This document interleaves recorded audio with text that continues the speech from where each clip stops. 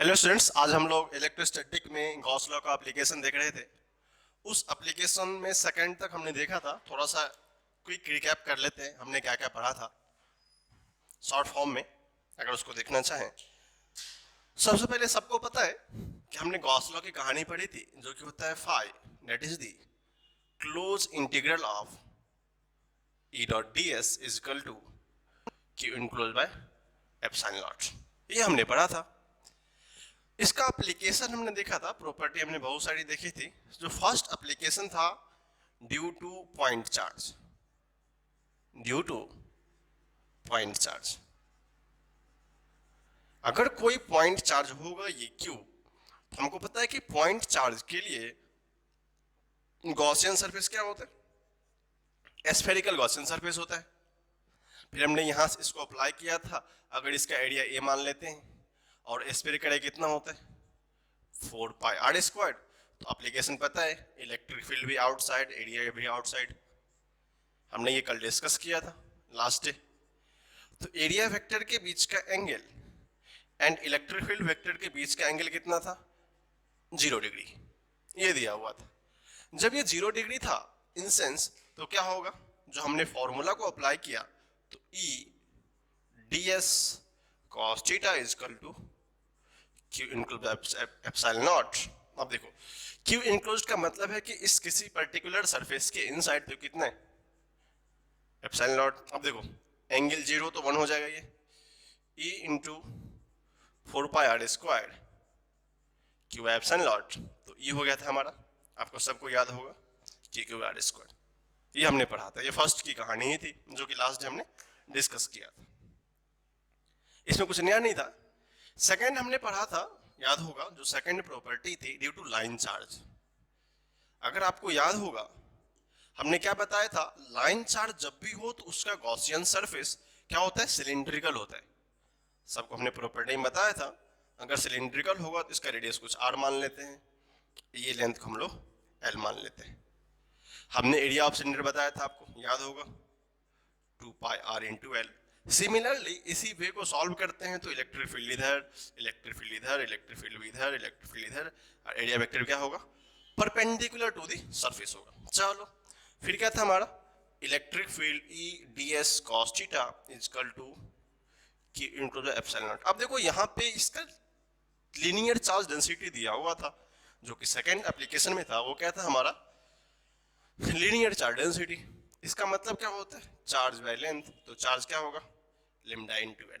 अगर ये हम लोग लेंथ स्मॉल एल कंसीडर करके रखे हैं इस वाले पार्ट को, तो हमको क्या बताएगा, direct to be Q enclose to lambda into small L. तो आपको पता चल गया यहाँ से, lambda into small L by epsilon naught. अगर थीटा 0 होगा तो cos 1 होगा, e into 2 pi R L. याद होगा आपको, इस एल को कटना पड़ेगा, फिर यहाँ से lambda by 2 pi epsilon naught R. इसका हमने ढेर सारा रिजल्टेंट फॉर्म देखा था और इस पर हमने क्वेश्चन किया था। तो आई होप आपको थोड़ा सा मैथ्स का फॉर्म पता चल गया कि हम लोग कैसे कैसे अप्लाई करते हैं। तो ये दो प्रॉपर्टी, ये फर्स्ट प्रॉपर्टी, ये सेकंड प्रॉपर्टी हम ऑलरेडी डिस्कस कर चुके हैं। आज हम इसकी थर्ड एप्लीकेशन को देखेंगे। थर्ड एप्लीकेशन है electric field due to conducting sphere of radius are.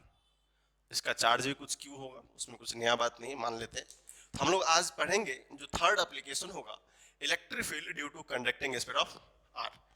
कुछ देखो, कुछ भी टफ नहीं है, सब आसान ही है, बट बशर्ते कि हम लोग अच्छे से ध्यान देके पढ़ेंगे। अगर आप ऑनेस्टली अच्छे से देखेंगे तो आपको प्रॉब्लम नहीं होगा। ठीक है, इसको आपने लिखा है, उसको मिटाता हूं। इसको सॉल्व करने के लिए सबसे पहले अपने को क्या करना पड़ेगा, इसके कंडीशन वाइज डिफाइन करने पड़ेंगे। अब थोड़ा सा मैं डिस्कस करता हूं, what is the meaning of conducting sphere. तो पता है, को बोलेगा सर स्फीयर में तो चार्ज हर एक पॉइंट पे होना चाहिए, यहाँ भी होना चाहिए, क्योंकि 3D ऑब्जेक्ट्स है। 3 ऑब्जेक्ट्स में उसके हर एक सरफेस पे चार्ज होता है, बिकॉज इस चार्ज की प्रॉपर्टी होती है इंटेंसिफाई होने की। आपको मैंने बताया था इस तरह कुछ फील्ड होगा, अगर आपको याद होगा तो। कोई भी स्फीयर हो उसका गॉसियन सरफेस क्या होता है, स्फेरिकल ही होता है, आपको मैं लिखाया था पहले। अब देखो, यहां से एक्चुअली 3 केस एराइज होते हैं। किस किस केस में क्या होता है, जो कि फर्स्ट केस हम लोग लेंगे, case first, if R less than R, जिसको हम लोग बोलते हैं इनसाइड, इसको क्या बोलते हैं हम लोग, उस पर्टिकुलर सरफेस के इनसाइड होगा तो क्या क्या इलेक्ट्रिक फील्ड होगा। ये तो हमारे पास नंबर 1 ब्रह्मास्त्र है। जब भी गॉस लॉ की बात याद हो तो हमको क्या लिख लेना है, E dot D S is equal to Q into epsilon naught. ये तो आपको याद ही होना चाहिए। अब देखो, अगर अपने को पता है कि सबसे पहले r लेस देन r है तो हमने क्या बताया था, छोटा सा क्रॉस सेक्शन लेने का। तो मान लो हमने क्या किया, यहां से एक स्मॉल r डिस्टेंस पे एक छोटा सा क्रॉस सेक्शन लिया, जो कि ऑलवेज क्या होगा, वो भी क्या होगा, एक स्फीयर ही होगा। तो मान लो अगर ये स्फीयर होगा तो इस छोटे से स्फीयर का एरिया मान लेते हैं ds, वो कितना होगा 4 पाई इंटू आर स्क्वायर। मैं डिस्कस कर चुका हूँ, स्फीयर छोटा है तो एरिया क्या होगा, छोटा होगा। अब चलो, मैं हर बार लिखूंगा ना by the application of Gauss law, वो मेंशन ही रहता है, ठीक है ना, उतना मैं लिखना रिक्वायरमेंट नहीं समझता, ठीक है। जब ये भी लिखा हो तो इसका मतलब बाय स्टेटमेंट इन फॉर्म लिखा होता है एप्लीकेशन ऑफ गॉस लॉ। मैं एक बार लिख देता हूं बाय, क्योंकि हम एप्लीकेशन पढ़े हैं ना, application of Gauss law. Gauss law का एप्लीकेशन क्या कहता है, गॉस लॉ का एप्लीकेशन कहता है कि भाई कोई भी क्लोज इंटीग्रल होगा E dot D S is equal to Q enclose by epsilon naught होगा। अब देखो, अब हमको कहानी पता है, ये क्लोज लूप है, चलो डन है, इसकी कहानी तो डन है। हमने क्या बताया था, स्फीयर का एरिया आउटसाइड द सरफेस होता है, इलेक्ट्रिक फील्ड भी आउटसाइड सरफेस होता है। तो पता है ds vector and electric field vector are parallel. Parallel का मीनिंग होगा theta is equal to 0 degree. हम लोग n नंबर ऑफ टाइम्स इसको बहुत बार डिस्कस कर चुके हैं, थीटा इज इक्वल टू 0 होता है, ये होता है, तो अपने को पल्ले नहीं पड़ना चाहिए कि क्या रॉन्ग है क्या करेक्ट है। जब भी ऐसा दिखे ऑलवेज मेंशन, जब भी सरफेस के परपेंडिकुलर फील्ड होगा समझ जाना थीटा क्या होगा, 0। एक बात तो फिक्स ही होती है कि theta always, sorry surface area क्या होता है, ऑलवेज परपेंडिकुलर ही होता है। लिखो, तो लिखते हैं हम लोग E D S cos theta is equal to Q enclose by epsilon naught. अगर हम लोग cos 0 की बात करें, दिस इज द वैल्यू 1, तो क्या होगा E into what is the area 4 pi are square into Q enclose by. अब हमारे पास क्वेश्चन आती है कि अपने को क्यू इनक्लोज कैसे मिलेगा। अब जब अपने को क्यू इनक्लोज चाहिए तो सबसे पहले देखेंगे ये जो सरफेस हमने लिया था, ये जो सरफेस हमने ड्रॉ किया था, क्या कोई चार्ज उसके इनसाइड में है क्या। नहीं सर, नहीं दिख रहा है कुछ, ये पूरा क्या है, खाली है। इन दैट केस क्यू इनक्लोज तो कुछ है ही नहीं। जब क्यू इनक्लोज कुछ है ही नहीं तो ये वाला टर्म कहां से आएगा, ऑल 0। जब ये 0 होगा तो क्या होगा, electric field 0। That is the first case. किसी भी स्फीयर में इनसाइड इलेक्ट्रिक फील्ड क्या है, 0। क्यों 0 है, क्योंकि क्यू इनक्लोज कुछ है ही नहीं। जब क्यू इनक्लोज कुछ नहीं होगा तो ये क्या होगा, 0 होगा। ये हमारा फर्स्ट केस है। ऐसा क्वेश्चन मैं पहले भी कर चुका हूं कि किसी भी सरफेस के इनसाइड में कोई फील्ड नहीं होगा, in that case this must be 0। जब क्यू ई 0 होगा तो इलेक्ट्रिक फील्ड को से मल्टीप्लाई डिवाइड कर दो, कोई फर्क पड़ने वाला नहीं है। आज अपन देखते हैं क्या क्या नया कर सकते हैं। ये हमारा फर्स्ट केस था, इसको फिर हम लोग सेकेंड केस देखते हैं और क्या हो सकता है। हम क्या करते हैं कि नया सा केस इरेज करते हैं। हमने पहले देखा था r लेस देन r के लिए, अब एज्यूम कर लेते हैं सेकेंड केस हमारा if r is greater than r। इसका मीनिंग क्या होगा, आउटसाइड।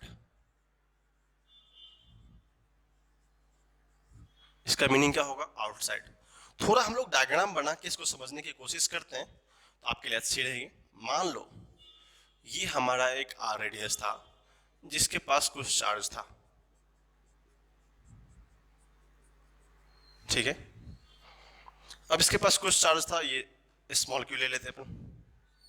अब ये क्या बोला है कि एक ऐसा गॉसियन सरफेस लो, जो कि इस वाले पार्ट को याद होगा, इसको हम लोग बोलते हैं गॉसियन सरफेस। मैं लास्ट डे भी डिस्कस कर चुका हूं।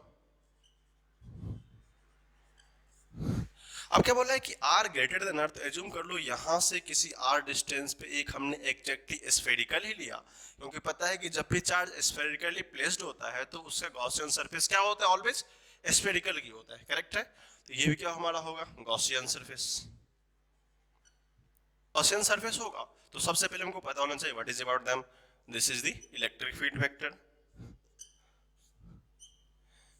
एंड इसी में से इसी को एक इलेक्ट्रिक फील्ड होगा और दूसरा क्या होगा हमारा, एरिया वेक्टर होगा। क्योंकि एरिया वेक्टर क्या होता है, ऑलवेज सरफेस के परपेंडिकुलर होता है। चलो, तो यहां से सबसे पहले क्या निकल के आई हमारे पास बात कि what is the electric field vector, मैं बार बार लिख रहा हूं, and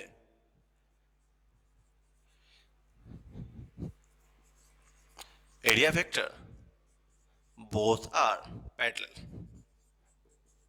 parallel that means theta is equal to 0 degree, और हमको पता है ये एरिया में कोई प्रॉब्लम ही नहीं है। क्या होगा ये 4 pi are square, that is the main concern here. अब देखो यहाँ पे मुख्य प्रॉब्लम ये था कि हमको डीएस लिखने आना चाहिए, एरिया का एंगल लिखने आना चाहिए। अब फिर क्या लिखेंगे bye application of Gauss law, उतना तामझाम नहीं करते, सीधा पॉइंट पे आते हैं। क्या बोला है कि close integral of E dot DS क्या होता है, ई इनक्लोज बाय एप्सिलॉन नॉट। अब देखो इसमें कोई प्रॉब्लम नहीं, अब सबको पता है, इसको लिख सकते हैं ई D S cos theta Q include epsilon naught. अगर कोई ढूंढ के निकाले कि इस सरफेस के इंसर न्यूट्रल चार्ज कितना है, सर ये तो क्यू दिया हुआ है, तो यहां से हमको कितना पता है क्यू इनक्लोज, तो क्योंकि ये चार्ज तो क्या होगा उस बड़े सरफेस के इनसाइड में आ गया। चलो गुड, वेरी गुड। एरी कॉस 0 1 हो जाएगा, E into 4 pi are square into Q by epsilon naught. अगर इसको थोड़ा सा और डील करेंगे तो लिख सकते हैं Q by 4 pi epsilon R square, जो कि हमको पहले से पता है K Q by are square. तो अपने को लग रहा है सर ये रिजल्ट तो कितना बड़ा चुका है पॉइंट चार्ज का। अब इसका एक कंडीशन होता है, अगर हमने इसके रिस्पेक्ट में बहुत बड़ा स्पेयर ले लिया तो उस बड़े स्पेयर के लिए तो पॉइंट चार्ज की तरह बिहेव करेगा। तो क्या पॉइंट चार्ज की प्रॉपर्टी मैच कर रही है? मैं इसको थोड़ा सा और एक इसका बेस्ट वे बताता हूं। जैसे मान लो हमने एक 1 mm का सर्किल लिया और एक लिया 10 mm का सर्किल, या 10 मीटर ले लो, तो क्या होगा इस पर्टिकुलर सर्किल के रिस्पेक्ट में ये पॉइंट ही दिखेगा। भले उसका आइडिया कुछ हो जाए बट जनरलाइजेशन क्या होता है ये ऑलमोस्ट बहुत छोटा दिखेगा। तो अगर ये गॉसियन सरफेस बहुत बड़ा होगा, हमने तो एजम्पशन लिया नहीं, आर तो वेरिएबल है, कुछ भी हो सकता है, यहां से यहां तक ड्रॉ कर दो, यहां से इस आयत तक ड्रॉ कर दो, कुछ भी सरफेस लेवल तो क्या होगा वो उसके रिस्पेक्ट में क्या करेगा ये पॉइंट चार्ज की तरह बिहेव करेगा। जब ये पॉइंट चार्ज की तरह बिहेव करेगा उस केस में तो आपको पता है K Q by are square. तो ये रिजल्ट था हमारा सेकेंड केस के लिए कि जब आर ग्रेटर देन आर होगा या भी उसका कोई पॉइंट्स आर से बड़ा होगा या आउटसाइड द फील्ड होगा तो हमारा चार्ज कितना होगा। This is the second property. ये रिजल्ट्स बहुत इंपॉर्टेंट है कि बोर्ड एग्जाम में कभी कभी डेरिवेशन पूछ लेते हैं, 5 मार्क्स 7 मार्क्स में आ जाते हैं, सीबीएसई में तो आता है, बोर्ड में भी आते होंगे, तो वो डेरिवेशन भी इंपॉर्टेंट होता है, आपको डेरिवेशन में आना चाहिए। और इसका सबसे इंपॉर्टेंट पार्ट होता है इसका एप्लीकेशन आपको आना चाहिए, जो हम लोग अभी फर्दर करेंगे।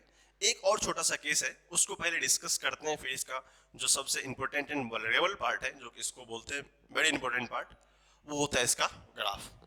तो इस दोनों केस को देखेंगे, फिर हम लोग थर्ड केस डिस्कस करते हैं, फिर हम लोग ग्राफ देखेंगे।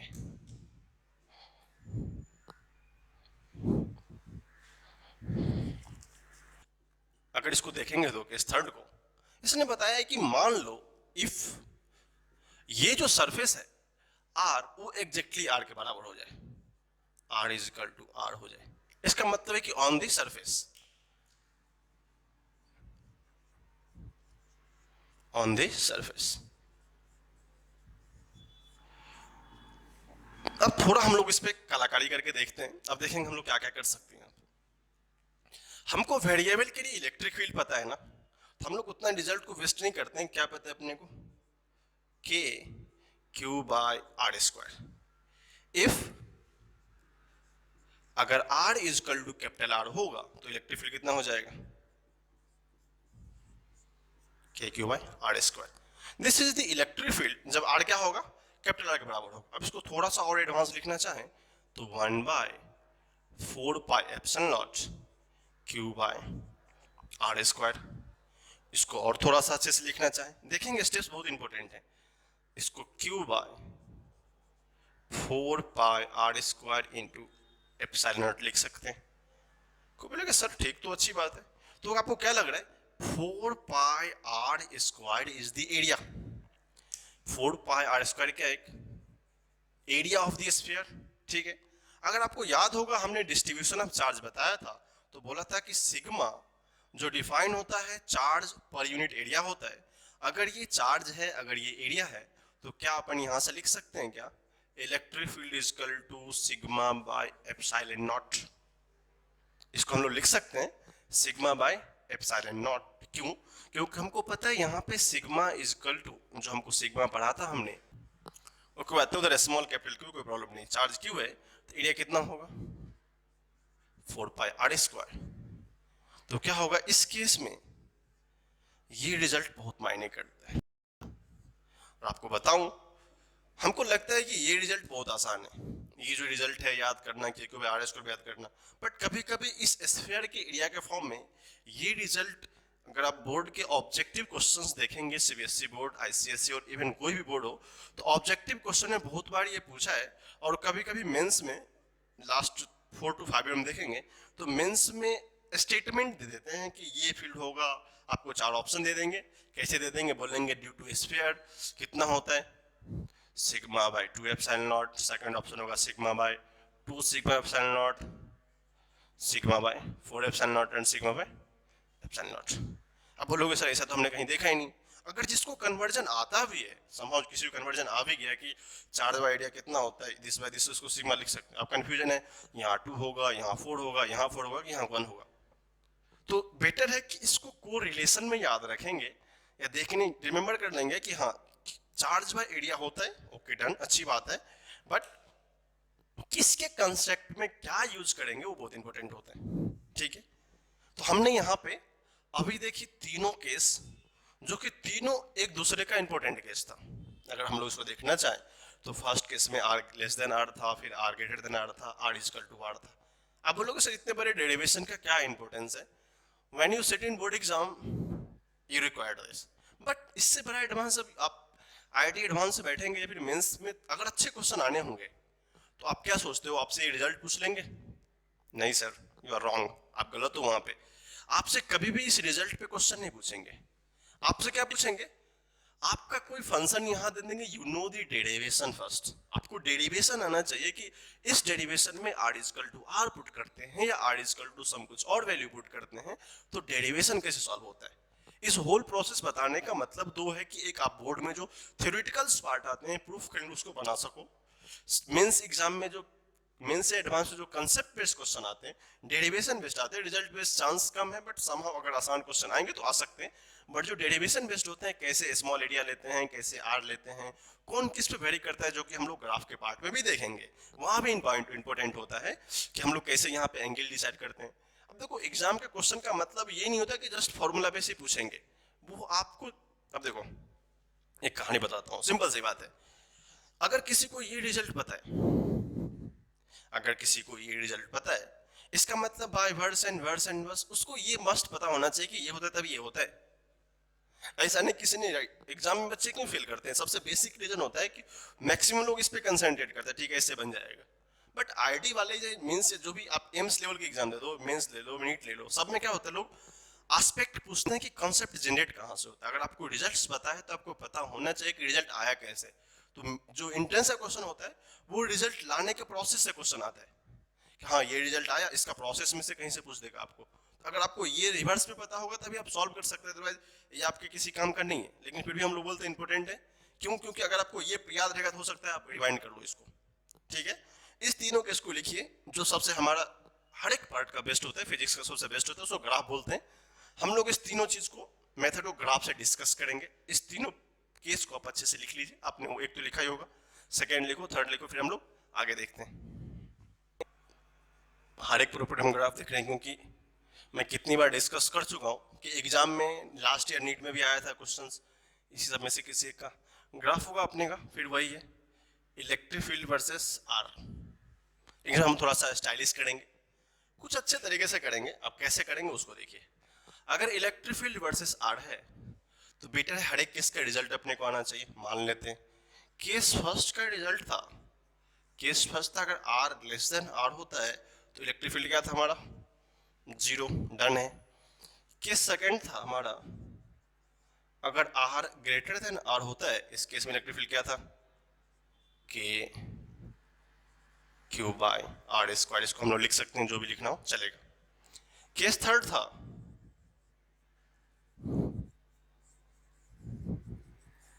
If R is equal to R होता है, उस केस में इलेक्ट्रिक फील्ड क्या होता है, K Q by capital R square. अब हमसे यही पूछा है कि ग्राफ ड्रॉ करो भाई, किसमें, ए वर्सेस आर का। तो सबसे पहले फंडामेंटल क्या है, इस एक्सिस पे आर ड्रॉ कर दो, इस एक्सिस पे ई ड्रॉ कर दो। इसने क्या बोला है कि जब आर आर से छोटा है तो उतना तक फील्ड जीरो है। तो मान लो इस पॉइंट पे ये आर इजकल टू आर का पॉइंट है, तो इसमें तो किसी को प्रॉब्लम नहीं होना चाहिए कि यहाँ पे फील्ड जीरो होगा। क्लियर है, इस पॉइंट फील्ड क्या होगा, जीरो होगा। दिस इज द ग्राफ का पार्ट, जो ब्लैक कलर हमने दिखाया ना, ये ओरिजिन है, ये क्या ग्राफ का पार्ट है। क्या बोला, जब आर इजकल टू जीरो से थोड़ा आगे आर पे गया है, इसका कुछ वैल्यू हो गया है, इसको हम लोग ई नॉट मान लेते हैं। जो ई नॉट है वो क्या है, K Q by capital are का स्क्वायर। वो कहां तक है, इस पर्टिकुलर पॉइंट तक है, ठीक है। लेकिन एक बात याद रखेंगे, यहां पे मैं लास्ट डे डिस्कस किया था, this is the open brackets. ये क्या होता है, ओपन होता है, यहाँ पे कंटिन्यूअस नहीं है। अब फिर क्या है, ये ग्राफ मैं 2-3 बार डिस्कस कर चुका हूँ, दिस इज रेक्टेंगुलर हाइपरबोला। भले वो रूल्स क्या फॉलो कर रहे हैं, अगर यहाँ पे देखेंगे E directly proportional to 1/r square, लेकिन रेक्टेंगुलर हाइपरबोला क्या होता है, 1/r होता है, बट थोड़ा सा स्टीप होगा, बट कैरेक्टर वही रहेगा। This is the rectangular hyperbola, थोड़ा सा स्टीप रहेगा बट चलेगा। अब देखो यहाँ पे मैं क्वेश्चन किया था कि ये point is equal to exactly R पे तो कुछ वैल्यू है, आर के बाद वैल्यू डिक्रीज होना शुरू हुई है, थोड़ा सा और इसको डिस्कस करेंगे तो पता चलेगा। This point is called discontinuity function. ये फंक्शन क्या होता है, डिसकंटिन्यूटी होता है, कंटिन्यूअस नहीं होता है। क्यों, क्योंकि यहाँ पे वैल्यू कुछ और था, यहाँ पे वैल्यू कुछ और है, ये क्या होता है, डिसकंटिन्यूअस।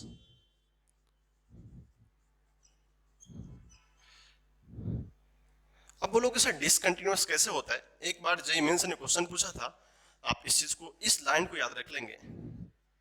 जेईई मेंस का क्वेश्चन है, उसने बस इतना ही पूछा था कि क्या ग्राफ डिसकंटिन्यूअस है। जैसे आपको बताना था, बहुत लोगों का ग्राफ पता होगा तब तो पता हो कंटिन्यूअस है कि डिसकंटिन्यूअस है। अब बोलोगे सर कंटिन्यूटी डिसकंटिन्यूटी का मतलब क्या होता है। जैसे मान लो हमने कुछ ऐसा ड्रॉ किया, जिस पॉइंट में कहीं पे ब्रेकअप नहीं है, जिस पॉइंट पे कहीं पे ब्रेकअप नहीं है, तो हम लोग क्या बोलते हैं, कंटिन्यूअस ग्राफ है।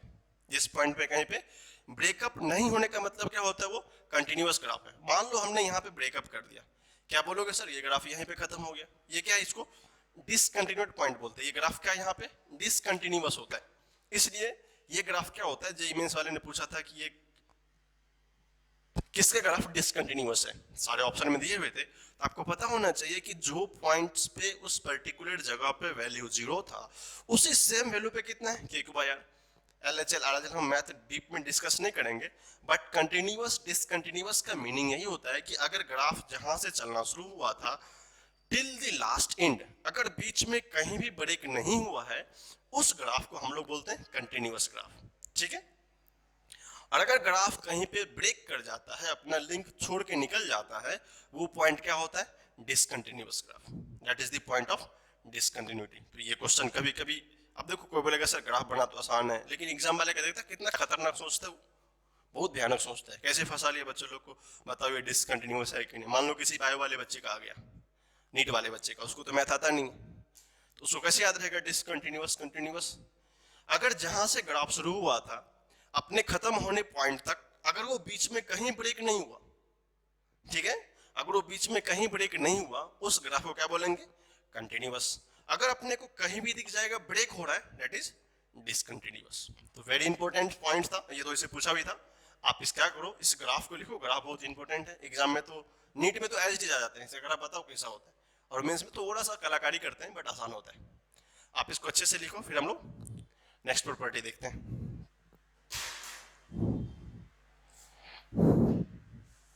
अब देखो हमारा नेक्स्ट प्रॉपर्टी थोड़ा सा अच्छा है। अच्छा इसलिए क्योंकि हमको इसमें थोड़ा सा डिफरेंशिएशन इंटीग्रेशन करने को मिलेगा, थोड़ा सोचने को मिलेगा, ये सब सोच रहे हो तुम लोग, क्योंकि ये सर कैसा कैसा क्रॉस सेक्शन है, पता नहीं क्या होगा, बट लेकिन है बहुत आसान। अच्छे से देखेंगे ध्यान लगा के कि क्या करना चाहते हैं हम लोग। सबसे पहले तो स्टेटमेंट को पढ़ो, क्या पूछा है, इलेक्ट्रिक फील्ड, ये तो पहले से पता है अपने को, कुछ करना नहीं है। अब देखो नॉन कंडक्टिंग का मीनिंग क्या होता है, और दूसरा थी यूनिफॉर्म चार्ज स्फीयर। अब देखो यूनिफॉर्म चार्ज स्फीयर का मतलब तो समझ में आ गया अपने को, हर एक जगह पे इक्वली ये चार्ज प्लेस्ड होगा, हर एक जगह पे क्या होगा, ये इक्वली चार्ज प्लेस्ड होगा। बट थोड़ा सा मुझे समझ में नहीं आया सर, ये नॉन कंडक्टिंग का मीनिंग क्या होता है। हम देखो चार्ज का कैरेक्टर क्या होता है, हमने पूरे इलेक्ट्रोस्टैटिक में स्टैटिक चार्ज की कहानी पढ़ी है। चार्ज क्या होता है, कंप्लीटली रेस्ट स्टेट में होगा, उसकी कहानी हमने यहाँ पे पढ़नी और हमने पढ़ी भी यही है। थोड़ा सा सोचो कि अगर नॉन कंडक्टिंग का मीनिंग होता है कि बाहर से किसी भी चार्ज का इस पे कोई इफेक्ट नहीं होगा, क्यों, इसके पास खुद तो चार्ज है। अब अगर इस कंप्लीट स्फीयर जो है वो नॉन कंडक्टिंग है तो बाहर वाले कोई चार्ज का इसका इफेक्ट नहीं पड़ेगा। अगर बाहर वाले चार्ज का कोई इफेक्ट नहीं होगा तो ये चार्ज भी डिस्टर्ब होके कहीं बाहर सरफेस पे भी नहीं जाएगा। अब बोलोगे सर कैसे, क्योंकि लास्ट जो प्रॉपर्टी था उसमें क्या था कि एक स्फीयर है जिसके पास चार्ज है, सर स्फीयर में चार्ज तो यहाँ होना चाहिए। सॉरी सर, ऐसा आप सोचते हैं कि स्फीयर में चार्ज यहाँ होना चाहिए, लेकिन ये क्या था, कंडक्टिंग स्फीयर था। Due to their property of conductance ये क्या होता था, चार्ज भाग के इसके सरफेस पे आ जाता है। क्यों, इसमें टेंडेंसी होती थी कि ये क्या करे, सरफेस को कंडक्टिंग बनाने के अलावा सारा चार्ज निकल के सरफेस पे आ जाएगा, वो इंतजार करेगा बाहर से कोई शिकार आने का। शिकार का मतलब ऐसा कोई अल्टरनेट चार्ज हो जिसके साथ ये अपना मैचअप गेम खेल सके, डेट इज रिएक्शन या फिर अट्रैक्शन रिपल्सन जो भी हो कर सके। बट यहाँ पे इस क्वेश्चन में इसने क्या किया है, स्ट्रिक्टली मेंशन कर दिया कि भाई ऐसा कुछ होने वाला नहीं है। जैसे मान लो हम लोग क्या करते हैं, जब कंडीशन अप्लाई कर देते हैं क्वेश्चन पे कंडीशन अप्लाई कर देते हो तो क्या होता है, क्वेश्चन बाउंडेड हो जाता है। हमने इस प्रॉपर्टी में क्या करी है, कंडीशन अप्लाई कर दी है। देख भाई बात ये है, इलेक्ट्रिक फील्ड तो अपन निकाल लेंगे, इलेक्ट्रिक फील्ड तो अपन निकालेंगे, किसका निकालेंगे, एक यूनिफॉर्मली चार्ज स्फीयर का निकालेंगे। बट कंडीशन ये है कि भाई वो नॉन कंडक्टिंग होगा, बाहर से उसका कुछ लेना देना नहीं होगा। बोलोगे सर इसको करेंगे कैसे, तो वो करेंगे कैसे उसको हमारे साथ आप देखिए। अब देखो अगर हमें इसको सॉल्व करना है तो सबसे पहले तो माजरा निकालना पड़ेगा। भाई देख ये पूरा का पूरा जो स्फीयर है वो चार्ज कंटेन कर रहा है कितना, क्यू। लेकिन केस यहां भी वही होगा जो हमने उस केस में किया था पहले। हम लोग क्या करते हैं, इच केस का डेरिवेशन हर एक केस में अच्छे से करेंगे, पहले देखेंगे। मान लेते हैं हमारा केस फर्स्ट होगा, वही पूरी पुरानी अपनी घिसी पीटी स्टोरी। केस फर्स्ट क्या है, केस फर्स्ट होगा इफ मान लो आर होगा वो लेस देन आर हो जाएगा। मान लो अगर आर क्या होगा, लेस देन आर हो जाएगा। इसका मतलब देखो भैया बात ये है कि ये इनसाइड की बात कर रही है, या किसके बात हो रही है भाई, ये अपना इनसाइड का बात हो रहा है। अब इनसाइड का मतलब कौन सा बात है भाई, ये जो पर्टिकुलर एरिया है, मैं इसको थोड़ा सा और डीप बनाता हूं, देखेंगे। ये बात कर रहा है कि यहां से अगर आर डिस्टेंस पे कोई क्रॉस सेक्शन किसी ने लिया जो कि स्फीयर का क्रॉस सेक्शन ही होगा, बात ये इसकी कर रहे हैं। चलो इसकी कर रहे हैं तो फिर पता है, लेकिन हमको ये बात तो सर आइडिया लगना चाहिए ना कि अभी तक आपने बताया था सर चार्ज यहाँ पे इनसाइड रहेगा, आउटसाइड रहेगा, पॉइंट पे रहेगा, तो हमको दिखता था। बट सर ये कैसे दिया हुआ, हर एक जगह पे चार्ज दिया हुआ है। आपको बोलेगा सर काउंट कर लूँ क्या, 1 2 3 4 5 है तो 5 प्लस है तो 5 लिख देता हूँ, ये रेस्ट है। तो ऐसा कुछ नॉनसेंस होने वाला नहीं है, ठीक है।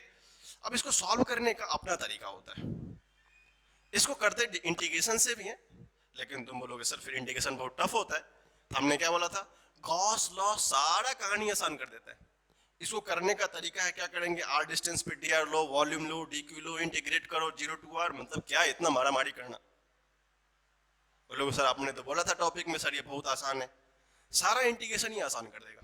इसको उस मेथड से ही बना सकते हैं जो अपना पुराना था, छोटा सा क्रॉस सेक्शन लेने का, डी क्यू निकालने का, इंटीग्रेशन करने का, क्या सर माथा मारी करने का। इधर देखो क्या करेंगे, इसने क्या बोला, सबसे पहले जब r लेस देन r है तो by application of Gauss law, किसी को कंफ्यूजन तो है नहीं, E dot D S equal to Q enclose by epsilon naught. अब देखो मैं कितना बार लिखूं, 1000 बार लिख चुका हूं। ये इसका इलेक्ट्रिक फील्ड वेक्टर, ये इसका ds वेक्टर, दोनों क्या है, एक दूसरे का पैरेलल है। जब दोनों एक दूसरे का पैरेलल है तो भाई साहब सबको पता है ना, पैरेलल में थीटा कितना होता है, 0 डिग्री। इतना तो सोचना ही नहीं। अब देखो ये स्फीयर है, ये क्या है, स्फीयर है, तो तुमको पता होना चाहिए ds होगा कितना, 4 पाई इंटू आर स्क्वायर। कहानी सिंपल सी है। अगर आपको डीएस लिखने आ गया, ये क्वेश्चन में ऑलमोस्ट 4th टाइम डिस्कस करो, 4 to 5 टाइम, कैसे एरिया लेते हैं, कैसे एंगल लेते हैं, कैसे क्या करते हैं। अब देखो, close integral of E dot D S है। चलो भाई सब शुरू करते हैं हम लोग। कहानी क्या है, E D S cos theta is equal to Q enclose by epsilon naught. चलो, अभी भी पता है थीटा 0 1 हो जाएगा, ये सबको पता होना चाहिए।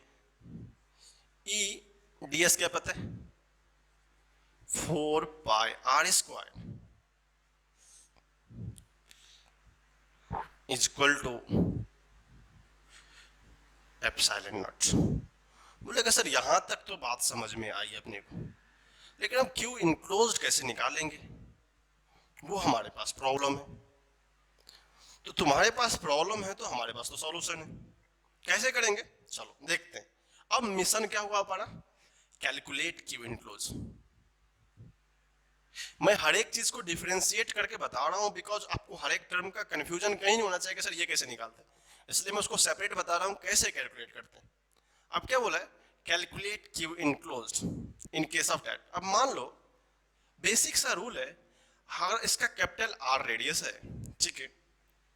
हमको पता है कि वॉल्यूम ऑफ स्फीयर कितना होता है, 4/3 पाई आर क्यू।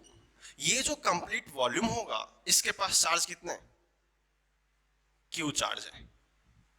इसके पास चार्ज कितना है, क्यू चार्ज होगा। तो हमसे कोई पूछे भाई साहब, अगर 1 यूनिट के लिए अगर हमसे किसी ने पूछा कि सर 1 यूनिट का चार्ज क्या होगा, तो हम लोग अपने बहुत खुशी से लिख सकते हैं, ये क्या होगा, 4/3 पाई आर क्यू होगा, ठीक है।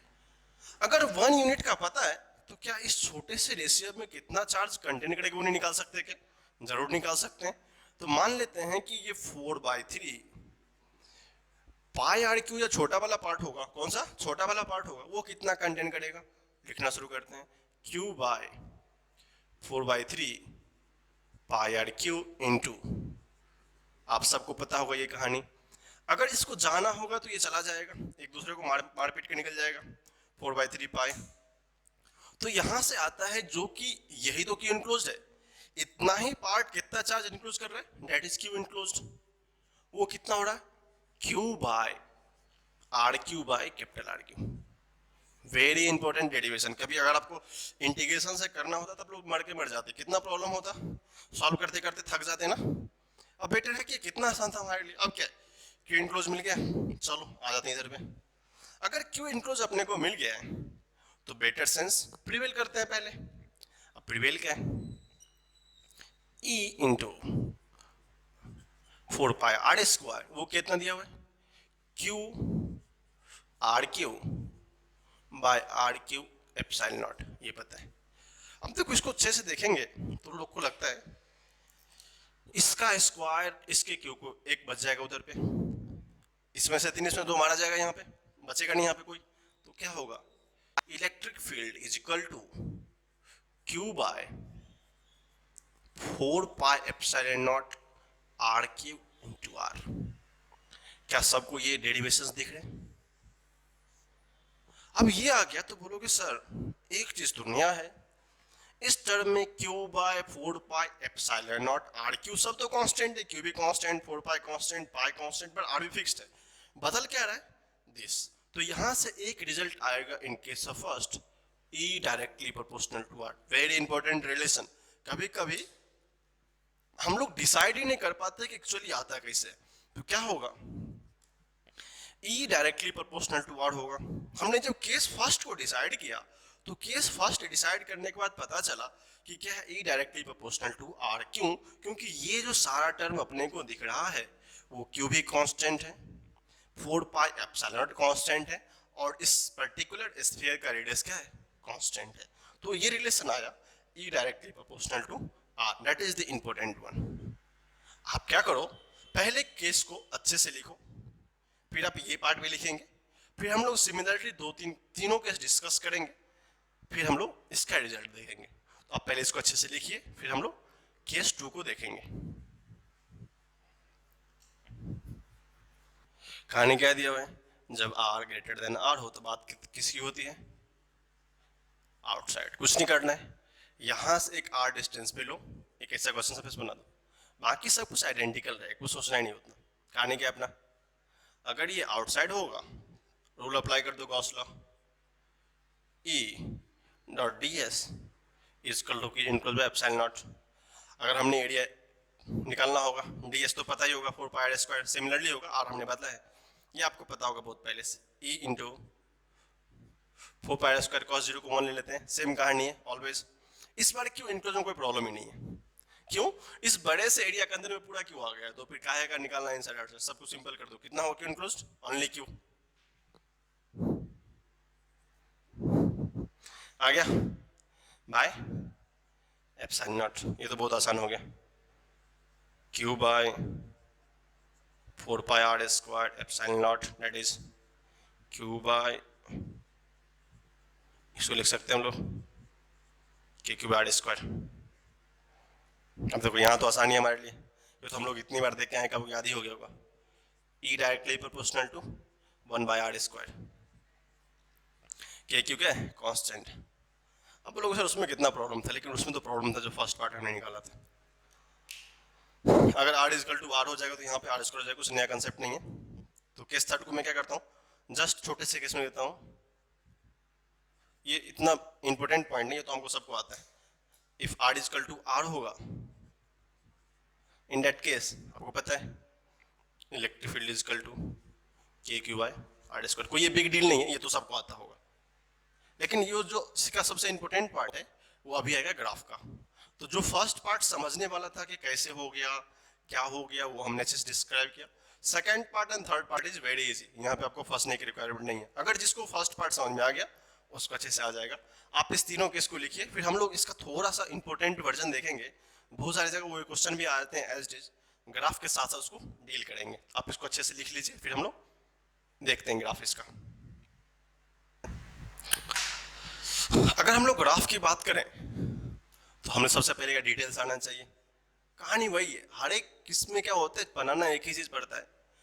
आपकी अंडरस्टैंडिंग कितनी अच्छे एग्जिस्ट करती है वो डिपेंड करता है आप ग्राफ कितने अच्छे से बनाते हो। अगर E वर्सेस R बनाना है, सबसे पहले हमने क्या बताया था, हमारा इनिशियल काम है सबसे पहले केस डिसाइड करो। केस में क्या लिया था, इफ R अगर लेस देन R था, इसको हमने क्या बोला था, इनसाइड। इफ R हमारा इनसाइड था तो हमने कितना इलेक्ट्रिक फील्ड निकाला था, किसी को याद है क्या बोला था, E is equal to Q by 4 pi epsilon naught R Q into R। ये आया था क्योंकि Q by Q R Q, इसको देख लेंगे। ये रिजल्ट आया था हमारा। हमने क्या किया था, यहां से एक कहानी, मतलब जो हमें आजमाना था, बाकी सब अगर कांस्टेंट पे हुआ तो E इक्वल टू R का एक रिलेशन आया। लेकिन बहुत बार हमने मेंस के एग्जाम में देखा है, इवेंचुअली नीट और जो भी मेडिकल्स के एग्जाम होते हैं, हर में क्या थोड़ा सा कन्वर्जन आता है। अगर ये वॉल्यूम की बात हो रही है तो आप सबको अच्छे से आइडिया होगा, हमने एक बात करी थी रो क्या होता था, चार्ज बाय वॉल्यूम, ठीक है। अगर हमको चार्ज बाय वॉल्यूम की बात करें तो Q divided by 4/3 pi R Q किसी भी पर्टिकुलर सरफेस या स्फीयर का वॉल्यूम को रिप्रेजेंट कर सकते हैं। अब देखो यहाँ पे बहुत बार एग्जाम में क्या होता है, बच्चों को फंसाने के लिए कि कैसे बच्चे, अब देखो ये सबको आएगा बट रीअरेंजमेंट में बच्चे लोग फंस जाते हैं। तो मैं आपको करके दिखाता हूँ क्या करते हैं वो लोग। अब देखो सबको पता है कि अगर ये क्यू है, हम लोग क्या करते हैं 4/3 पाई आर क्यू लिख सकते हैं, इस एप्सिलॉन नॉट को भी रहने दो। अगर ये 3 से मल्टीप्लाई किया, 3 से डिवाइड भी करना पड़ेगा। आ गया क्या, जब देखते हैं कि इसकी कहानी चार्ज बाय वॉल्यूम आता है, इसी कहानी क्या हुआ, चार्ज बाय वॉल्यूम आता है, तो अपना काम तो बन गया ना। चार्ज वॉल्यूम क्या होता है, रो बाय 3 एप्सिलॉन नॉट। देखो सिग्मा बाय एप्सिलॉन नॉट वहां पे आया था, ये कितना आ गया, रो बाय 3 एप्सिलॉन नॉट, और यहाँ पे एक आर तो छूटा हुआ, इसको आर लिख लो, यहाँ भी आर रहेगा। अब लोग क्या हो, this is the density. Result तो अभी भी क्लियर है, रिजल्ट क्या है, अभी भी E directly proportional to r ही है, अभी भी क्या है, E directly proportional to r ही है, बट यहाँ पे सम कांस्टेंट क्या आ गया, rho divided by 3 epsilon naught. आपको बहुत सारे एग्जाम में जब भी ऑप्शन से रिलेटेड छोटे छोटे क्वेश्चंस आते हैं तो आपको ये फॉर्म नहीं दिया रहेगा, आप कुछ कन्वर्जन्स फॉर्म में होंगे जो कि आप इजीली मैचअप कर सकते हो। तो आप कभी कंफ्यूज मत होना कि सर इसने तो सिग्मा दिया, ये तो दिया ही नहीं, तो ये सिग्मा क्या होता है, रो क्या होता है, लेमडा क्या होता है। मैंने तीनों फॉर्म में डिस्कस करके बताया। तो आई होप इसको रिमेंबर रखेंगे। अगर कहीं भी देखे किसी भी क्वेश्चन में तो डरना मत कि ये नया किधर से आ गया, वो वही है जो हमने भी देखा था, दैट इज लेमडा, सॉरी रो। ठीक है, ये हमारा फर्स्ट केस था। केस सेकंड एंड थर्ड बहुत आसान है, उसको हम लोग डील करते हैं, सिंपल सी बात है, देखेंगे। जब केस सेकंड की बात आई तो हमने क्या देखा था, ई डायरेक्टली प्रोपोर्शनल टू 1/r²। अब आगे कुछ नहीं है, ग्राफ पे चलते हैं हम लोग। ग्राफ क्या पूछा है, पूछा है ई वर्सेस आर। एक कंडीशन दिया हुआ है, फिर से r लेस देन r, तो मान लो एक पॉइंट हमने ये लिया r इक्वल टू r, इस रीजन को बोलते हैं r लेस देन r, इस रीजन को r ग्रेटर देन r। ये तो आपका एजम्पशन से आप सोच भी सकते हैं, लॉजिक दिया है। जब r लेस देन r है तो e directly proportional to r है। क्यों? क्योंकि बाकी सब तो कांस्टेंट है, आप सबको पता होगा। e directly proportional to r का मतलब y equal to something mx का फॉर्म है। अगर इसको m मान लें तो y equal to E R, तो रो बाय 3 पाई एप्सिलॉन क्या होगा, y इक्वल टू mx होगा। तो किसी को प्रॉब्लम नहीं होना चाहिए कि ग्राफ क्या होगा, एक स्ट्रेट लाइन होगा। ठीक है, बट इसका भी क्या एक लिमिटेशन है, कहां तक है, r लेस देन r तक स्ट्रेट लाइन है। तो चलो हम लोग क्या करते हैं, उस पॉइंट को आइडेंटिफाई करते हैं। r इक्वल टू r पे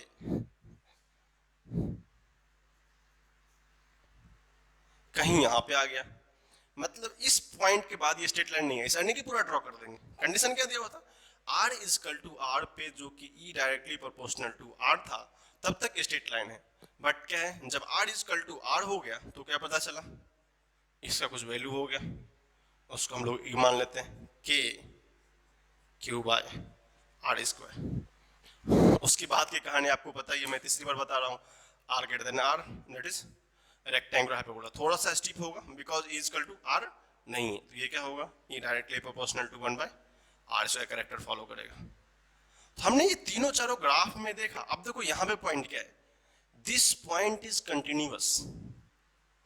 दिस पॉइंट क्या है, ये आप अच्छे से देखेंगे, यहां से यहां तक क्या ग्राफ कहीं ब्रेक कर रहा है क्या, ये यहां से शुरू हुआ था, यहां पे गया था, this is the continuous graph.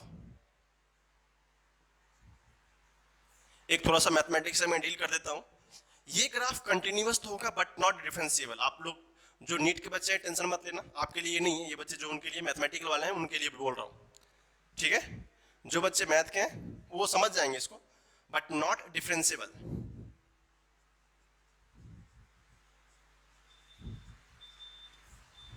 लेकिन थोड़ा सा बताना पड़ेगा सर डिफरेंशिएबल का मीनिंग क्या होता है।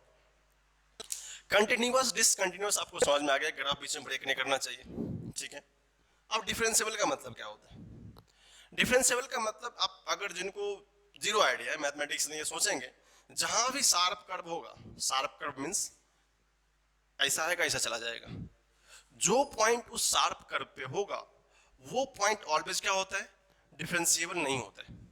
अदरवाइज जो पॉइंट कंटिन्यूअस है it might be differentiable, but sharp point क्या होता है, वो डिफरेंशिएबल नहीं होता है। ठीक है, तो थोड़ा बहुत याद रखेंगे, डिफरेंशिएबल होने का मतलब क्या होता है, शार्प पॉइंट। अब देखो ये ग्राफ क्या है, सडनली यहां से डिक्रीज होना शुरू हो गया, एग्जैक्ट क्या वो शार्प हो गया, इसलिए वो क्या है, not differentiable. This is continuous but not differentiable.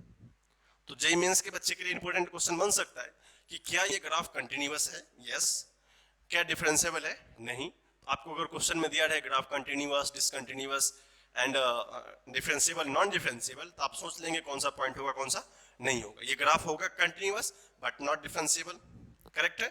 इस ग्राफ को ड्रॉ कीजिए, और नीट के बच्चे के लिए इंपॉर्टेंट है कि आप ग्राफ को अच्छे से अंडरस्टैंड कर लें, याद कर लें, समझ लें कि कैसे ग्राफ होता है। और इसलिए हमने सारा डेरिवेशन करके बताया, अदरवाइज मैं एक बार लिखता था ऐसे ग्राफ होता है, याद कर लो। तो better to understand the whole derivation, आपके लिए सबसे बेहतर है कि आप डेरिवेशन को समझो और ग्राफ को समझने की कोशिश करो, because physics is all about graph. जहां भी ग्राफ आएगा वहां पे कंसेप्ट आ ही जाता है, कंसेप्ट आएगा, एग्जाम एंट्रेंस वाले क्वेश्चन पूछेंगे, चाहे आप पढ़ो अच्छे से, वो आपके लिए। तो क्या करेंगे, उस ग्राफ को अच्छे से ड्रॉ कीजिए, फिर हम लोग आगे देखते हैं नेक्स्ट चीज जो भी देखना है। क्वेश्चन थोड़ा सा कर लेते जो हमने भी देखा है, थोड़ा सा नया है बट देखेंगे। क्वेश्चन ये है, there is a metallic sphere, metallic मतलब समझ ना कंडक्टिंग नेचर का होगा, कंडक्टिंग मींस मेटल है तो कंडक्टर होता है, एक्सेप्शंस नहीं है बट जनरली क्या कंडक्टिंग नेचर का, ऑफ रेडियस 10 सेंटीमीटर, इसका रेडियस कितना दिया है 10 सेंटीमीटर, एक कोई मेटेलिक स्फीयर इसका रेडियस कितना है 10 सेंटीमीटर दिया हुआ है, इस आर को मान लेंगे 10 centimetre, electric field due to it from radius 20 centimetre. अब कोई एक है जिसका इलेक्ट्रिक फील्ड कितना है 20 सेंटीमीटर, उसका इलेक्ट्रिक फील्ड दिया हुआ है E, तो बोला है कि फाइंड करके बताओ 5 सेंटीमीटर पे और 10 सेंटीमीटर पे इलेक्ट्रिक फील्ड कितना होगा। अब देखो सबको पता है, अगर ये मेटेलिक स्फीयर है तो सबको पता है भाई ये सब होगा कितना चार्ज प्लस क्यू चार्ज यहां होगा, मान लेते हैं नहीं होता तो ठीक है, हमने पढ़ाया था ना ये केस जो गिवन है, हम थोड़ा गिवन केस को डिस्कस करते हैं, जो कि गिवन केस है, गिवन क्या दिया हुआ है R is equal to 20 centimetre, obviously क्या है ये ग्रेटर देन R1 है जो कि उस सरफेस का है, जब ग्रेटर मतलब क्या होता है ये आउटसाइड की बात हो रही है,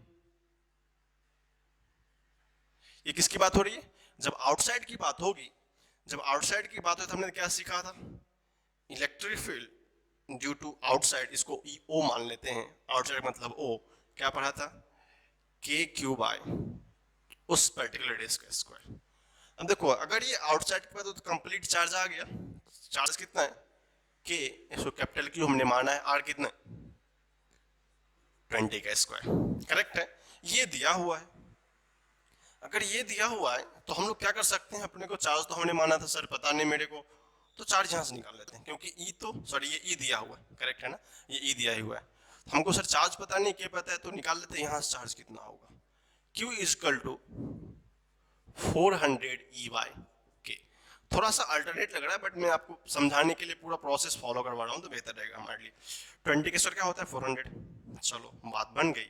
अब हमारा क्वेश्चन फर्स्ट था, अगर क्यों पता चला है तो क्वेश्चन फर्स्ट था कि R is equal to 5 centimetre पे R is equal to 5 centimetre field कितना होगा, yes sir R is equal to 5 centimetre, अगर ये 10 तो 5 कहीं यहाँ पे होगा, ये क्या होगा R is equal to 5 centimetre, ये R क्या है भाई लेस देन R1 है, ये क्या था हमारा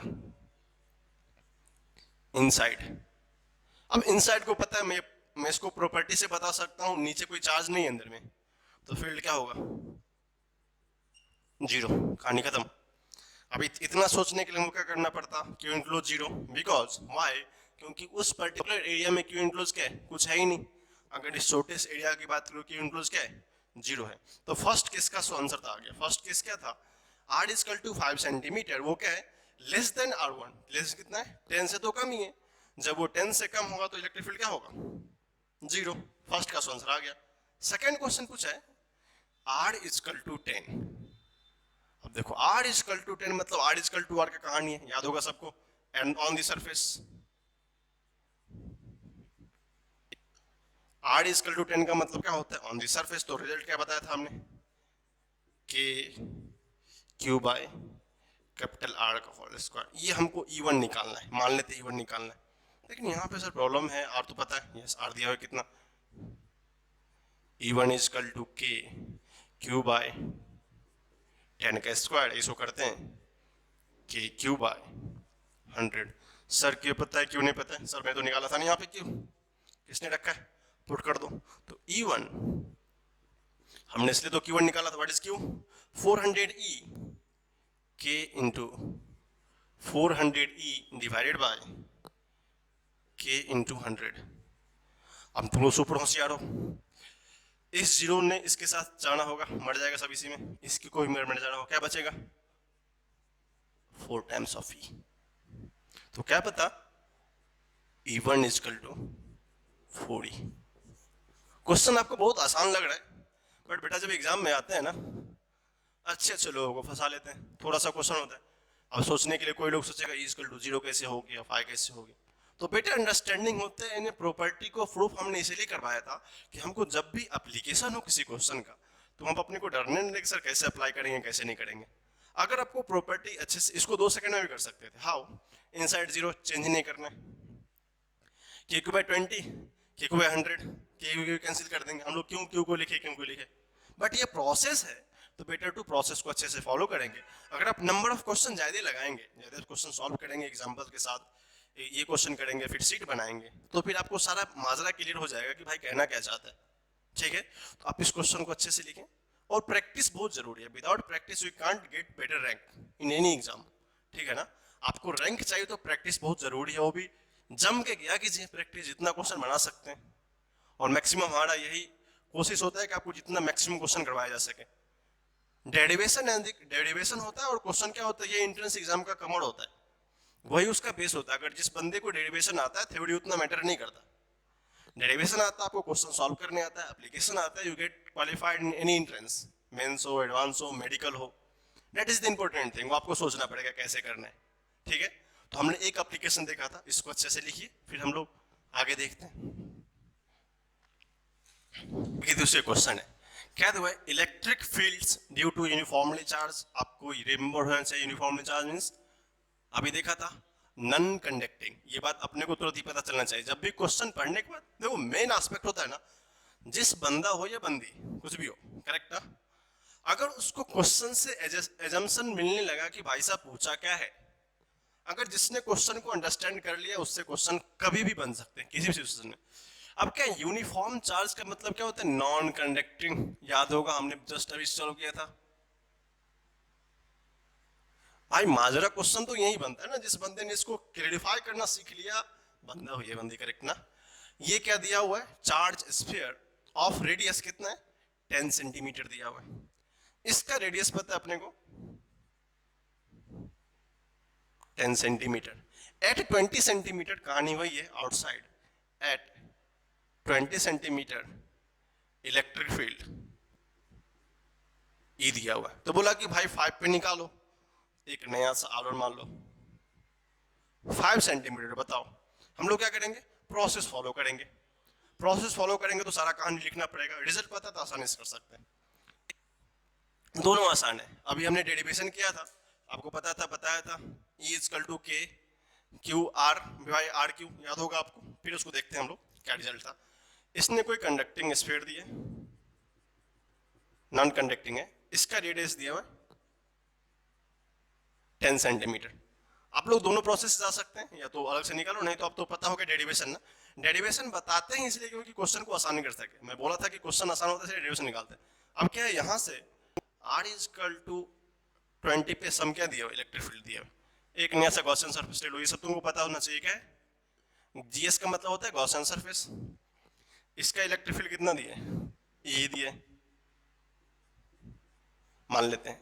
अगर इसका इलेक्ट्रिक फील्ड E है, चलो शुरू करते हैं कहानी। हमने क्या बताया था, आउटसाइड की कहानी, प्रॉब्लम नहीं है, डील करते हैं गिवन डाटा पे।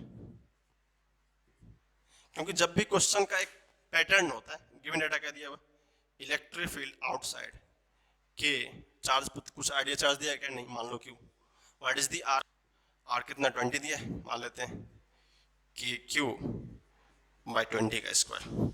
चलो ये पता है, ये पता है, तो क्या करते हैं इस बार हम लोग थोड़ा सा स्मार्ट बनते हैं, कि Q equal to 400 E, this is equation first, पता है। अब क्या पूछा है, भाई साहब R इक्वल टू 5 पे बताओ, तो हमको सीधा सा फॉर्मूला पता है, अगर R1 इक्वल टू 5 होगा तो हमको इलेक्ट्रिक फील्ड मान लेते हैं E1 होगा, उसको कितना मानते हैं हम लोग, K Q divided by R divided by R Q. आपको याद होगा, इसको हमने ऐसे भी लिखा था 1/4 पाई एप्सिलॉन नॉट आर के क्यू इज टू क्यू। हमने इसको थोड़ा सा, हम इसको रिमेंबर कर देते हैं, मैं पहले बता चुका था, 4 पाई आर क्यू, इसको 3 से मल्टीप्लाई 3 से डिवाइड करते थे, याद है आपको। फिर यहाँ से क्या होता था अपने को, density rho R by 3 epsilon होता था। ये भी रिजल्ट है, बट हम लोग यहाँ से काम चलाएंगे। अब देखो के क्यू बाई आर क्यू दिया है, ठीक है, और के क्यू का वैल्यू पता है, आर कैपिटल कितना है 10, क्योंकि हम वो कैपिटल आर इसकी बात करती थी, आर 10। तो जस्ट क्या करो, हम यहाँ पे इसका सॉल्यूशन देखते हैं, इधर देखो क्या लिख सकते हैं, E1 is equal to what is the value of KQ? 400E. 400E. What is the small r? 5 centimetre. बाकी सब सेंटीमीटर में बाद में देखेंगे. What is the RQ? R10. 10 का क्यू कितना होता है? 10, 10, 100 into 10, 1000. अब देखो, जब इसको जाना होगा, इसको जाना होगा, ये चला जाएगा, ये इससे 2 से चला जाएगा, ये 2 से चला जाएगा. अब कितना मिल गया? 2 times of. That is the answer. That is the 2E. तो ये छोटे छोटे क्वेश्चन आते हैं तो फिर हमको बाद में कंफ्यूजन होना चाहिए कि कैसे होगा, क्या होगा. अदरवाइज वहां तो रिजल्ट निकाल लो, नहीं तो बेसिक प्रोसेस फॉलो करो. क्वेश्चन एनी हाउ आपसे बनना चाहिए बाय प्रोसेस डेरिवेशन. और मेंस वाले बच्चे के लिए इंपॉर्टेंस क्वेश्चन इसलिए होता है क्योंकि उसको थोड़ा सा फंक्शन में फंसा लेते हैं, फंक्शन देकर इसको डेरिवेशन करवा लेंगे, बट क्वेश्चन तो रिजल्ट बता दिया आपको, रिलेशन दे देंगे. What is the E1 is to E का रेशियो. इंटीजर क्वेश्चन ही बन सकता है. अगर माइंड आपसे मैं पूछूं what is the ratio of E1 is to E, इसका वैल्यू दे दिया K, find the value of K. Answer क्या होगा? K is equal to 2. कहानी खत्म. तो ऐसे क्वेश्चन कभी कभी इंटीजर में भी आ जाते हैं. What is the ratio of both fielded? E1 is to 2 क्या होगा? 5 पे कितना होगा? 10 पे कितना होगा? अगर आप IIT JEE का 13 या 12 का, मुझे याद नहीं सही से, 12 या 13 का पेपर देखेंगे तो ऑलमोस्ट एक कंप्रीहेंशन बेस्ड क्वेश्चन आया था जिसमें इंटीजर बेस्ड था और 2 क्वेश्चन आए थे इस वाले पार्ट से. जस्ट किसी ये नॉन कंडक्टिंग भी है, यूनिफॉर्म भी है, इंटीग्रेशन भी आता है, एडवांस था, इसलिए उसने क्या किया था, उसने थोड़ा सा फंक्शन डाल दिया. तो अपना क्या डील करना है, इस फंक्शन को पुट कर देना है और फंक्शन सॉल्व कर लेंगे. तो कंसेप्ट यही था. अगर आपको फंक्शन सॉल्व करने का मतलब ये नहीं कि बहुत सारा एनालिसिस देखना है. फंक्शन सॉल्व करने का मीनिंग होता है कि आपको डिफरेंशिएशन इंटीग्रेशन आना चाहिए. तो ये उस साल 2012 या 13 का क्वेश्चन था. अगर आप देखेंगे कहीं पे अपने प्रीवियस सर्च करके आपको पता चल जाएगा. इसका रेशियो पूछा था, जस्ट इंटीजर टाइप है. यहाँ पे क्या था, हमने वैल्यू दे दिया है, उसने क्या किया था, सिर्फ कुछ इंटीजर फंक्शन दे दिया था यहाँ पे समथिंग. अब देखो वैल्यू रहेगा तो वैल्यू आया, अगर कुछ फंक्शन होगा तो फंक्शन आएगा. अपना क्या जाता है, कंसेप्ट तो यही है. इसको लिखो, फिर हम लोग आगे देखते हैं.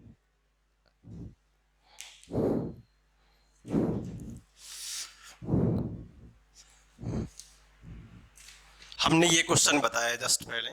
आप क्या करेंगे, बने नहीं बने मैटर नहीं करता है. आपसे क्वेश्चन बन रहा है नहीं बन रहा है वो मैटर नहीं करता है. फर्स्ट अटेम्प्ट में हमने जो लास्ट क्वेश्चन बताया है, आप क्या करेंगे, उस क्वेश्चन को रेफरेंस देते हुए, ये क्वेश्चन आइडेंटिकल है बट थोड़ा हमने इसको जनरलाइज फॉर्म में रखा है. कभी आपको मान लो डिफरेंट डिफरेंट वैल्यू आ जाते हैं तो कैसे कैसे सॉल्व करते हैं. तो पहले स्क्रीन को पॉज करेंगे. एग्जैक्टली डिट्टो कंसेप्ट है, हमने यहां से जस्ट वैल्यू उड़ाया है, बाकी सारा कंसेप्ट सेम है.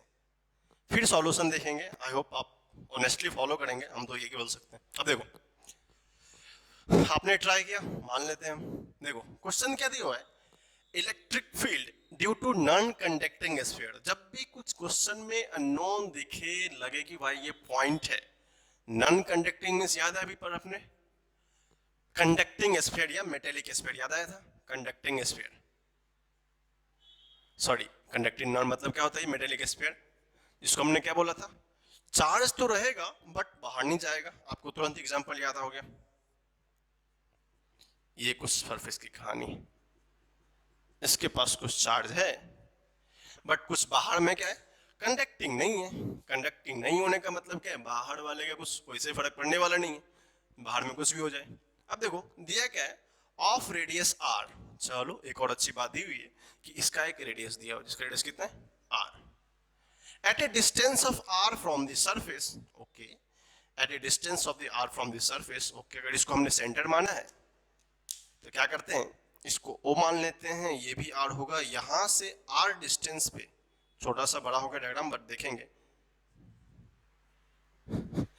r from the surface is electric field E. Very good. दिया हुआ है कि यहां से जो r सरफेस पे होगा, जिसको हम लोग क्या बोलते हैं, गॉसियन सरफेस. अगली बार से इसका मीनिंग जिसका मतलब मैं बता चुका हूं, उसका इलेक्ट्रिक फील्ड दिया हुआ है, आना है कहां पे, r/3 पे. अगर ये कंप्लीट r था तो r/3 कहीं बीच में होगा. फिर आपको फर्स्ट नॉन कंडक्टिव का फर्स्ट केस याद आ गया होगा. ये पार्ट है छोटा सा r, वो कितना है, r/3. अगर इस क्वेश्चन को हम लोग करना चाहें, ऑनेस्टली बता रहा हूं, अगर क्वेश्चन करना चाहें तो जो बच्चे को मैथमेटिक्स आता है वो फिर से क्या करेगा, ले लेगा, इंडिकेट करेगा। बट हमारा मोटो होना चाहिए कि भाई कितना कम सेकंड में क्वेश्चन को बना सके। हमने ऑलरेडी डेरिवेशन देखा है। अगर हमने डेरिवेशन देखा है तो जस्ट क्या करते हैं, उसके रिजल्ट का एप्लीकेशन करते हैं, और कितना फास्ट करते हैं वो इंपॉर्टेंट है। हमने क्या बोला था, जब भी कुछ दिया हो, निकालना हो, तो जो गिवन डाटा है उसका मैनिपुलेशन फर्स्ट करते हैं। क्या पता है, इलेक्ट्रिक फील्ड आउटसाइड की बात चल रही है तो के क्यू बाय मान लेते हैं, ये क्या होगा, आर स्क्वायर। करेक्ट है। जब आर की बात आती है तो सेंटर से लेकर के इस पर्टिकुलर पॉइंट का distance R plus R to R है, इसमें किसी को कंफ्यूजन नहीं है, K Q by two R का स्क्वायर। अगर हम लोग यहाँ पे तो आर गिवन है, अगर के क्यू का वैल्यू निकालना चाहे एज टी सिमिलर वैल्यू से तो कितना होगा, 4e आर स्क्वायर। इसको हम लोग फर्स्ट मान लेते हैं, रिक्वायर्ड है। चलो, अगर ये पता चल गया हमें, फिर क्या पूछा है, R is equal to R by three. इसका मतलब आपको सबको पता होगा, R is equal to R by three का मतलब less than R. Less than R मतलब याद आया, इनसाइड ऑफ आर। क्या होगा वो, इनसाइड होगा। हमने अभी भी फॉर्मूला लिखा था, क्या लिखा था, उसको मान लेते हैं, इलेक्ट्रिक फील्ड 1 होगा। क्या बताया था, K Q by R Q into R. अब ये आर क्यू इंटू आर दिया हुआ है, के क्यू का वैल्यू पता है, गुड, वही पता है अपने को। के क्यू का वैल्यू कितना, 4e R square divided by R Q. इस छोटे आर का वैल्यू कितना है, आर बाई थ्री। अगर अपनी बात चली, ये जाएगा इसके साथ, ये जाएगा इसके साथ, तो क्या रिजल्ट है अपना, 4e बाई थ्री। तो ये जो E1 आया अपना,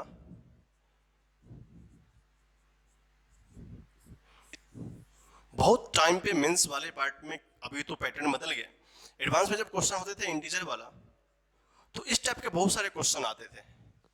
हमें लगता था क्या टफ है, क्या नया है, बट लॉजिकली सोचे, E1 is equal to 4 by R. तो यहां से मैं एक छोटा सा क्वेश्चन एराइज कर देता हूं। हमसे पूछेगा what is the ratio of, एक क्वेश्चन में थोड़ा सा देखता हूं बनाने की कोशिश करके। अगर तुमसे पूछते E1 by A is equal to K by three, ये एक्चुअली आईआईटी वाले पूछा करते थे इंटीजर में, what is the value of K. अगर हमें ये प्रोसेस आता है, इस क्वेश्चन को एराइज करने आता है, सोचने आता है कि कैसे इसको सम अप कर सकते हैं, बना सकते हैं, उसको सॉल्व कर सकते हैं। और नीट वाले पार्ट पे आपको एज इट क्वेश्चन पूछ लेंगे मेडिकल्स के लिए, कि क्वेश्चन कुछ डेरिवेशन टफ नहीं है, बट हमें इस तरह क्वेश्चंस आने चाहिए। किसी डिस्टेंस से पूछ लेंगे, थोड़ा सा क्या होता है, कंसेप्ट वही होता है, बट क्वेश्चन पूछने का तरीका वो होता है। हमें कभी कभी क्वेश्चन आता भी है, फिर भी कभी कभी मिस कमेंट कर जाते हैं और क्वेश्चन रॉन्ग हो जाता है। ठीक है, आई होप आपको समझ में आ रहा है। इसको अच्छे से लिखो। फिर हम लोग नेक्स्ट क्वेश्चन को देखते हैं, जो थोड़ा अच्छे कंसेप्ट को हमको बताएगा।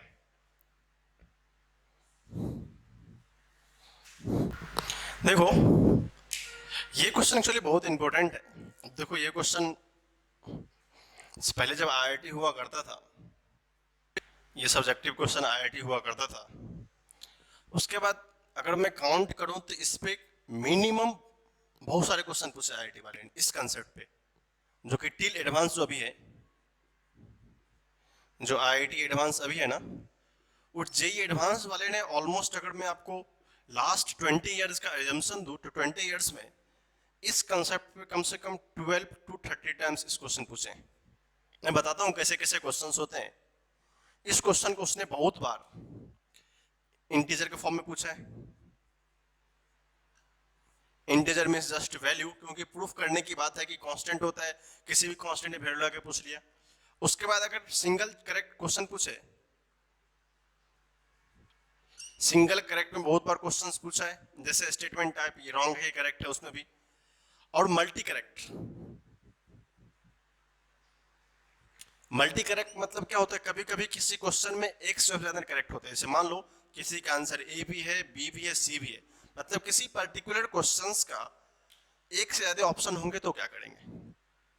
इस तीनों केस में इस क्वेश्चन को पूछा गया है। अब रही बात पैराग्राफ में, तो पैराग्राफ में भी क्वेश्चन आया है, इसको हम लोग कंप्रीहेंशन बेस्ड बोलते हैं। कंप्रीहेंशन या पैराग्राफ भी बोलते हैं। तो एक्चुअली जनरली आईआईटी में इस तीनों लेवल पे क्वेश्चन आते हैं। मैं तो आईआईटी की बात कर रहा था, अगर आप मेंस को सिंगल आउट करो, जेई मेंस को, तो देखेंगे जेई मेंस में एक्चुअली क्या होता था, एमसीक्यू मल्टीपल चॉइस क्वेश्चन वो सिंगल करेक्ट होता था। एमसीक्यू में भी ऑलमोस्ट मुझे जितना तक ध्यान है 2 से 3 बार ऑलमोस्ट होगा, 2 से 3 बार इस कॉन्सेप्ट को पूछा है। अब कंसेप्ट क्यों इंपॉर्टेंट है कि हमारा क्वेश्चन शुरू ही होता है कि प्रूव दैट, प्रूफ करना है कि स्फेरिकल कैविटी, अब देखो कोई स्फेरिकल कैविटी का मतलब क्या होता है, उस पर्टिकुलर क्रॉस सेक्शन से उस चीज को हटाना। मैं थोड़ा सा डीपली डिस्कस करूंगा इस पॉइंट को क्योंकि बहुत इंपॉर्टेंट है। अब ये क्वेश्चन इतने आसान हो चुके हैं कि हमको कभी कभी अगर हो सकता है मेडिकल एग्जाम के फ्यूचर में भी हमको देखने को मिल जाए इस टाइप से क्वेश्चंस, या तो सिंगल चॉइस का ऑप्शन हो, मल्टी चॉइस तो होते नहीं है, और नहीं तो एक मेडिकल में होता है, जैसे मेडिकल में एक एम्स में होता है, मेडिकल में जो क्वेश्चन होता है उसको बोलते हैं स्टेटमेंट 1 असर्शन एंड रीजन, जो कि स्टेटमेंट 1 एंड स्टेटमेंट 2 करके आता है, उसको बोलते हैं असर्शंस, एंड दूसरा होता है रीजन। उसमें क्या होता है, statement 1 is correct, 2 is correct, second is the explanation of first. ऐसा कुछ क्वेश्चंस होते हैं। ऐसा आईआईटी में भी हुआ करता था, अभी भी कभी कभी आते हैं, कभी कभी नहीं आते, ये मींस का भी पार्ट था। बट ये जो अभी मेडिकल का एम्स का पेपर है, तो हो सकता है कि इस तरह क्वेश्चन में भी आने का चांस है कि कोई कांस्टेंट होता है, वेरिएबल होता है, और जो होता है ना नॉट करेक्ट, करेक्ट, अभी तो ट्रेंड बन चुका है कि कौन सा ऑप्शन करेक्ट नहीं है। तो ऑलमोस्ट अगर इसके एस्पेक्ट को देखें तो इसके कंप्रीहेंशन से जो भी 12th लेवल का एग्जाम हमारा मेस्ड है, हमारा क्या है, मेस्ड है, उस सारे पार्ट से ये क्वेश्चन आते हैं। तो हमको इसका इंपॉर्टेंस समझना चाहिए। एक्चुअली बेसिकली आईआईटी का सब्जेक्टिव क्वेश्चन था, ओल्ड आईआईटी क्वेश्चन, जब आईआईटी का पेपर सब्जेक्टिव हुआ करता था। उसके बाद मैंने ऐसा ऑब्जर्व किया है, आपको बता रहा हूँ, आप भी ऑब्जर्व करके देखेंगे कि 12 से 13 टाइम, मतलब 12 to 13 टाइम्स ये क्वेश्चन आईआईटी वाले ने इनडायरेक्टली पूछा है। अब इनडायरेक्टली का मतलब ये होता है कि ठीक है, कभी स्टेटमेंट में पूछ लिया, कभी मैच द कॉलम में पूछ लिया, कभी अभी तो मैच द कॉलम में लिखा ही नहीं, वो मैच द कॉलम भी है, नेक्स्ट कॉलम। इसका मतलब भाई क्वेश्चन तो ऑलराउंडेड है, ठीक है। हम लोग क्या करते हैं, इसका सॉल्यूशन देखते हैं पहले, कैसे प्रूफ करना है, होता है कि नहीं होता। सॉल्यूशन बहुत छोटा है बट कंसेप्ट बहुत इंपॉर्टेंट है। इसको आप लॉन्ग टर्म में एज ए क्वेश्चन मत बोलिए, एज ए क्वेश्चन तो मत, इसको रिजल्ट भी याद रख सकते हैं कि क्या सेंटर पे क्या होता है, कांस्टेंट होता है, वो लिखा inside the spectrum uniform charges non स्पेड इज यूनिफॉर्म, मतलब क्या होता है, वो कांस्टेंट बदलता नहीं है जनरली।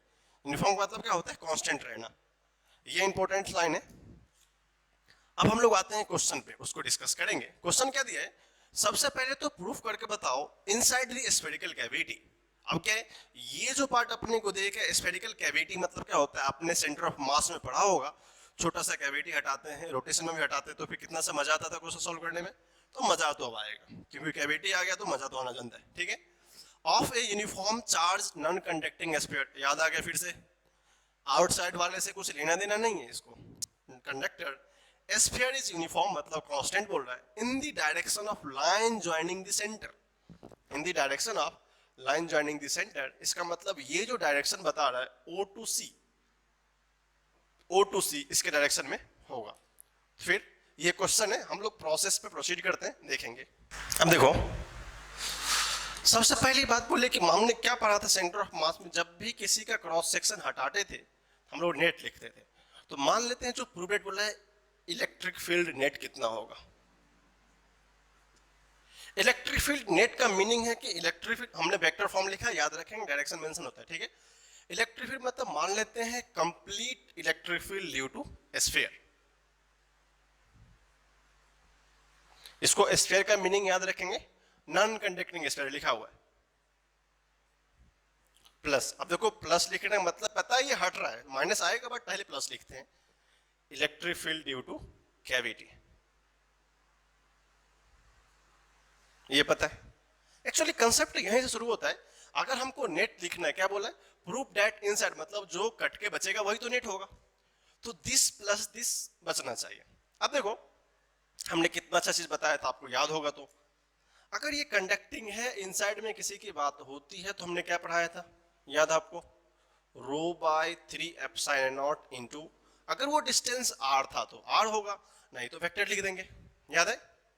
अब देखो, अगर इस पर्टिकुलर O से P पॉइंट की बात हो रही है तो स्फीयर क्या है, स्फीयर तो इस पार्ट पे आ रहा है, आपको बोलेगा सर इसका रेडियस आर ले लें, नहीं मानते हैं क्योंकि इसने बोला है, तो इस पार्ट को एक नया सा सर्किल एज्यूम कर लेंगे क्योंकि उसी से क्रॉस सेक्शन से कटेगा। तो फर्स्ट आएगा व्हाट, इसकी डेंसिटी रो मान लेते हैं, अपने को पता नहीं, अगर होगा भी तो कांस्टेंट ही होगा, करेक्ट है, rho divided by 3 epsilon naught. But what about r, r क्या होगा, दैट इज द ओपी। अब ओपी का दो रीजन है, हाउ गो टू ओपी।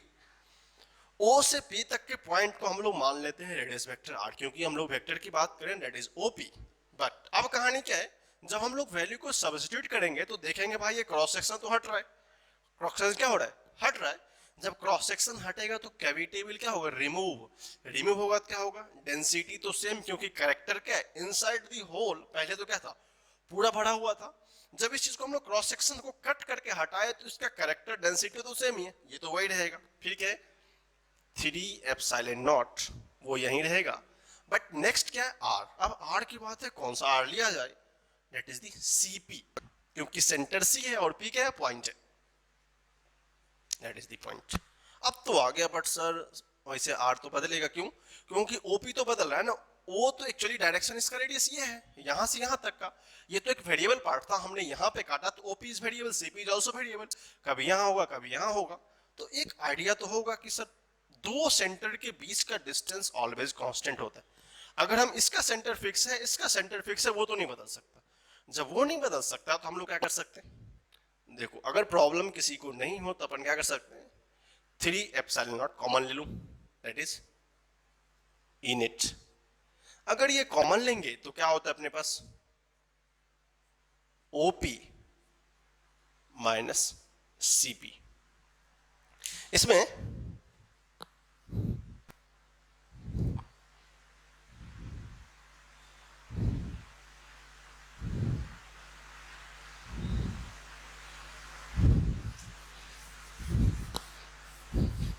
अब देखो, अगर किसी को थोड़ा सा वेक्टर का नॉलेज होगा तो मैं थोड़ा वेक्टर को डील करना चाहता हूं। यहां पे हमने क्या पढ़ा था, याद है आपको, रिजल्टेंट।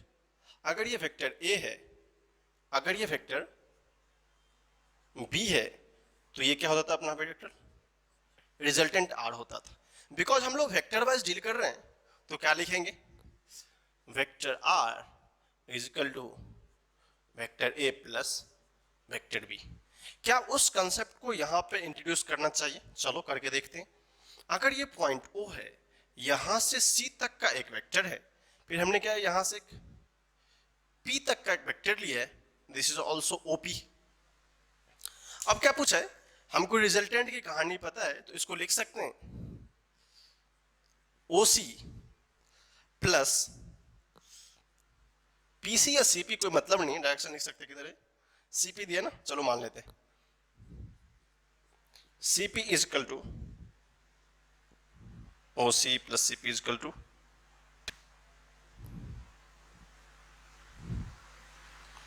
ओपी, करेक्ट है। ये वेक्टर का रिजल्टेंट है। अगर इसको वेक्टर ए मान लें, इसको अगर वेक्टर बी मान लें, थोड़ा सा डिफरेंशियल टर्म है, चलेगा, कोई टेंशन नहीं है, ठीक है। इसको वेक्टर रिजल्टेंट मान लें, क्या R is equal to OP is equal to this दिया हुआ है। अगर इस चीज को फॉलो करें तो क्या लिख सकते हैं, OC is equal to OC minus CP आएगा। अच्छे से देखेंगे, अगर ये रिजल्टेंट करेक्ट है, OC is equal to OP minus CP, चलो ये बात तो पता चला, ओपी माइनस सीपी दिया हुआ है, गुड। तो यहां से लिख सकते हैं rho divided by 3 epsilon naught, what is this, OC vector. अब बोलोगे सर इसमें प्रूफ कैसे हो गया कि ये यूनिफॉर्म रहेगा।